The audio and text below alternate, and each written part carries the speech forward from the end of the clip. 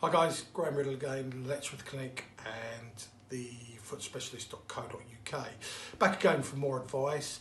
So we had a lovely Easter weekend. Most people would have been out in the garden doing a little bit too much gardening. All of a sudden we have aching feet because we've been in the wrong type of footwear. What should I do? Now obviously you can't come in to see me with a diagnosis. I get a lot of people send me a WhatsApp picture. What do you think it is? Can't diagnose it on a picture, guys. Just a bit of advice to get you back up, walking function again. Firstly, don't be tempted to walk around in bare feet. Get a nice pair of supportive trainers on, which will just support your feet enough to prevent them from collapsing. Then let's work on the RICE theory. We've all heard this. RICE, R for rest, I for ice, C for compression, E for elevation. Okay? You can compress the ice onto your foot to reduce this inflammation.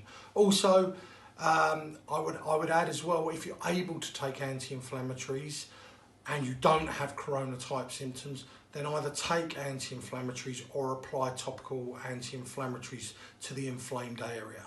Okay, that's me done again. Stay safe. See you soon.